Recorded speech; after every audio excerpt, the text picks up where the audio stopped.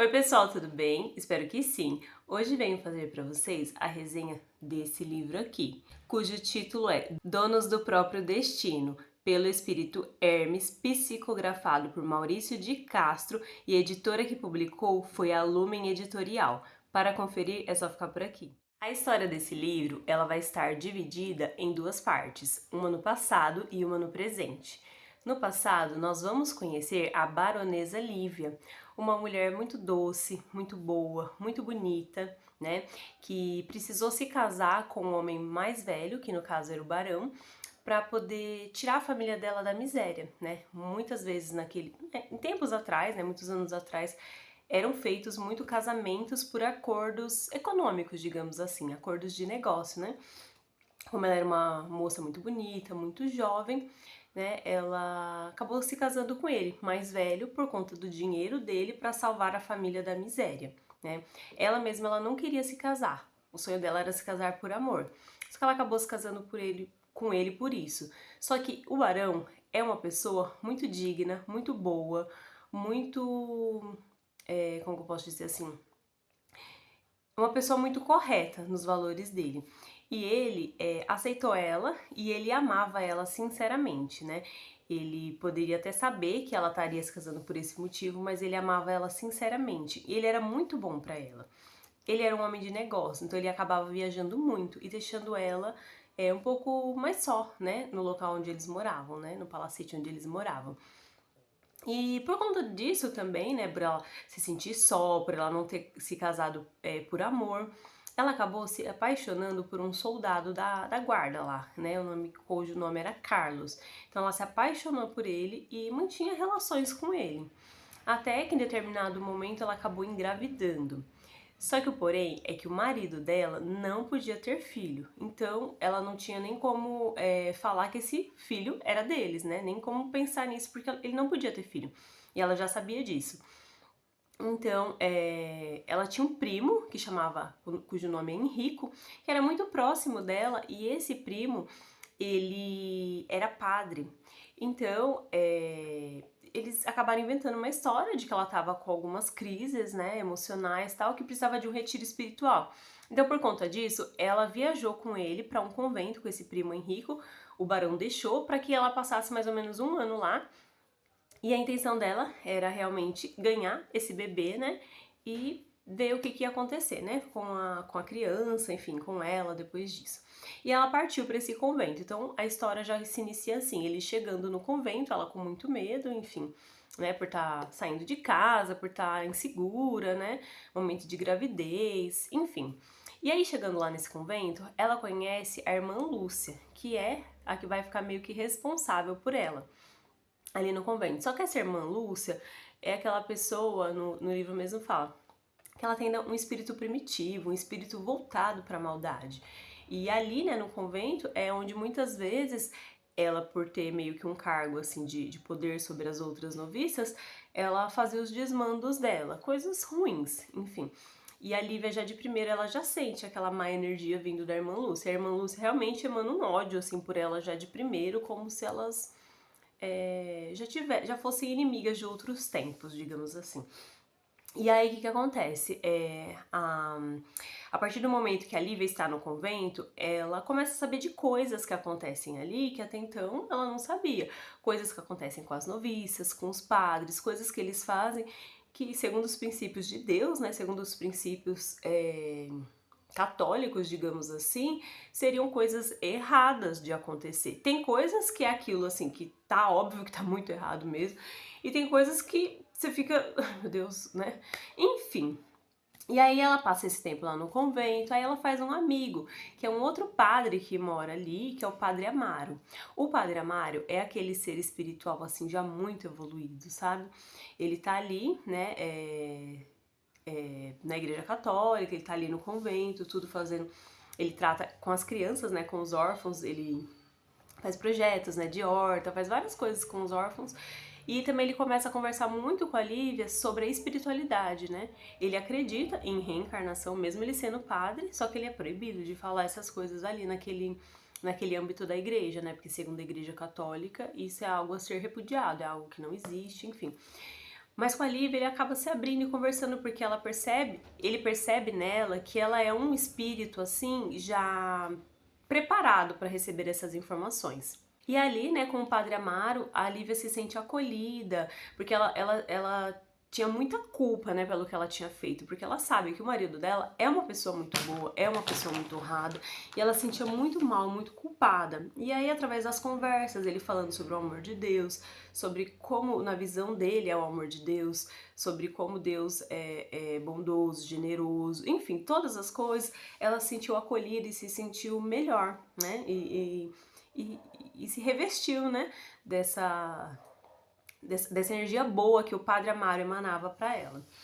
Aí, lá no convento, ela foi para decidir se ela iria abortar o bebê ou se ela iria ter. E ela decide ter, né, o bebê. E aí nasce, né, o bebê dela, é um menino cujo nome, ela coloca o nome de Caius. E aí chega o dia dela partir de volta, né, esse passado um ano ela precisa ir embora. Ela sente muito por ter que deixar o bebê ali, né. Então ela deixa o bebê e volta pra vida dela, né, lá com o barão.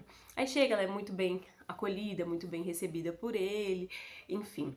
Só que acontece, nesse meio tempo ali, que ela tava fora, ela sempre teve uma pessoa de muita confiança, que é... Essa pessoa de confiança dela se chama Luzia, que no caso é como se fosse a camareira pessoal dela.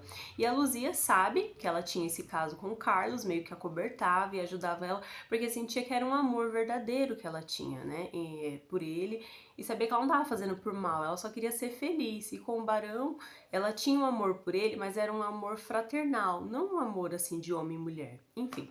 E aí a Luzia ajudava ela nisso. Só que a Luzia conta pra ela que outro dia ela tava conversando com o Carlos, quando a baronesa estava no convento, e um outro soldado acabou escutando sobre o caso deles, que o nome desse soldado é Lucas. E ele fica querendo chantagear a baronesa para que a baronesa tenha relações com ele.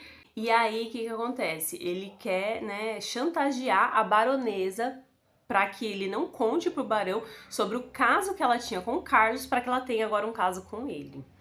Enfim, no começo a baronesa, né, tenta conversar com ele, só que acontece uma coisa lá, enfim. E no fim das contas, a baronesa começa a se relacionar com ambos, com Carlos e com Lucas, quando o barão não está em casa. Ela começa a ter caso com os dois. E aí ela começa a ser assediada por espíritos baixos, porque o que ela sentia pelo Carlos, ela achava que era amor mesmo, né? E ela amava assim ele, só que ela começa a ceder aos desejos da carne mesmo. Então ela começa a atrair o marido dela, não porque ela ama o outro. Agora ela começa porque os espíritos ficam, tipo, falando no ouvido dela. Ai, ele é bonito, não, aproveita, né, o prazer da vida, a vida passa rápido, o barão é velho, logo vai morrer, enfim. E ela começa como ela saiu do convento, mesmo o Padre Amaro conversando com ela sobre o poder da oração, o poder de você se conectar com Deus, todas essas coisas, a partir daquele momento, ela meio que não faz mais as orações dela, ela meio que se distanciou de Deus. Então ela acaba sendo invadida por esses espíritos baixos, né? Ela abre o campo dela para que essas coisas aconteçam, porque ela acaba cedendo aos desejos da carne, em vez de orar para que Deus afaste isso dela. Ela permite aquilo ficar e vai vivendo uma vida, até o ponto de que realmente ela fica magra, abatida. Quando o marido dela volta de viagem, ele percebe que ela tá... Parece que ela tá animada, mas que ela tá cansada. Chama um médico pra ver, o médico fala que é como se ela tivesse feito muitos exercícios, enfim, várias coisas. Aí passa um tempo, gente, o que acontece? A baronesa engravida pela segunda vez. E agora ela não sabe quem é o pai. E ela precisa ir de novo pro convento, inventar outra história pro marido. E ela inventa essa história e o marido, né, acredita de novo com o primo Henrico ali, que é o padre, acobertando essas coisas, e eles vão novamente pro convento. Lá no convento, ela tem uma outra criança, no caso uma menina, cujo nome ela coloca Nicole. E aí o barão, né, o que eles falaram pro barão é que ela tava abatida, que ela sentia falta até de ter uma criança em casa. E ele fala que ela pode adotar uma criança. E ela, a intenção dela é adotar, falar pro barão que está adotando o próprio filho, que é o Caio, que ela deixou no convento alguns anos atrás.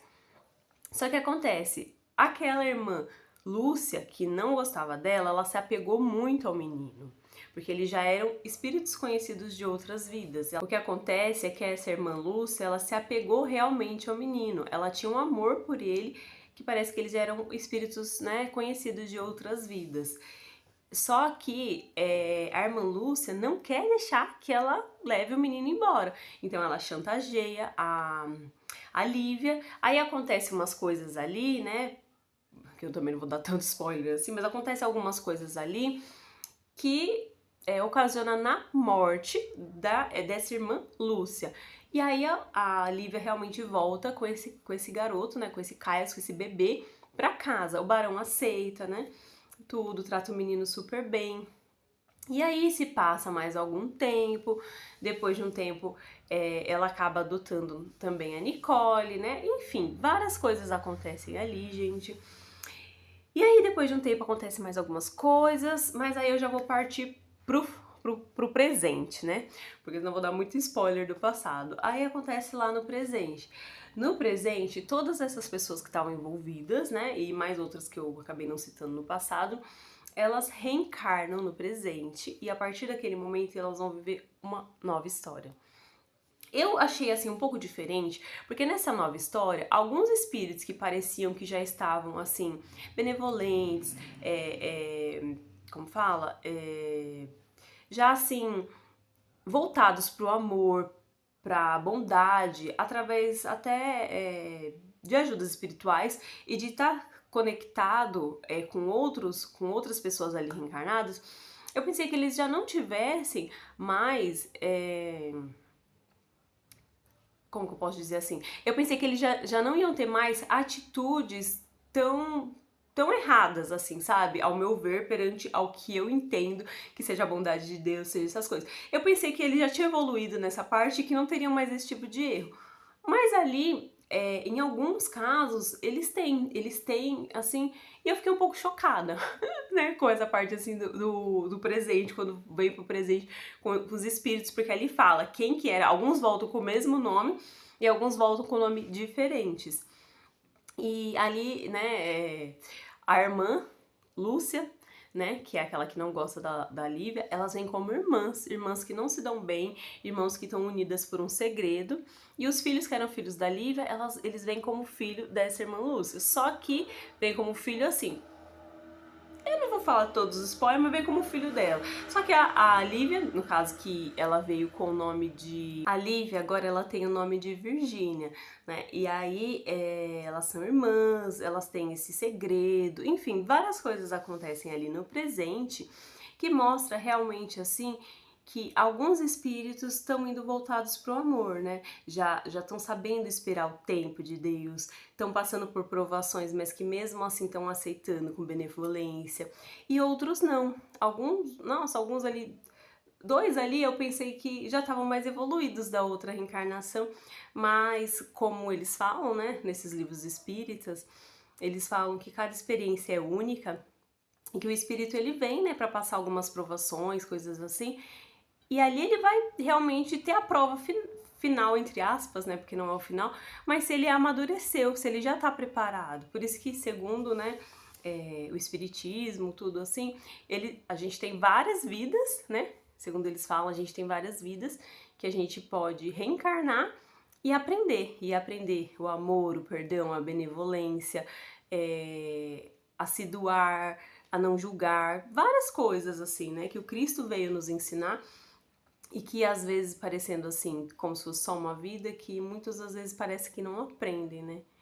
Enfim, é uma reflexão aqui. Mas esse livro, gente, ele, assim, o que ele me trouxe de aprendizado mesmo, assim, porque todos esses livros, assim, eu acho que eles trazem um aprendizado.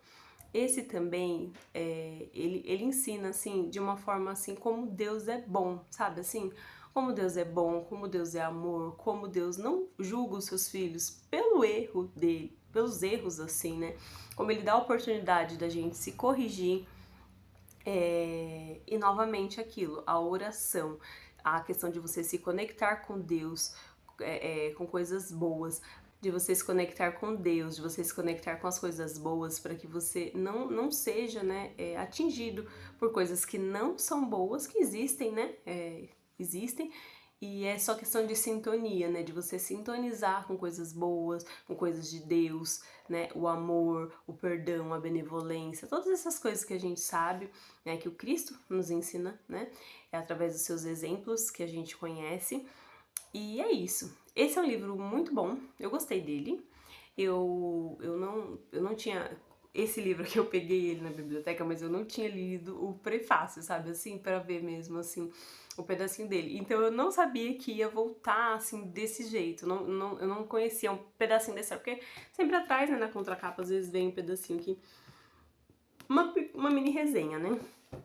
Mas eu não sabia. Então quando veio pra essa outra parte, eu me surpreendi. Foi bom, né? Porque eu acabei me surpreendendo.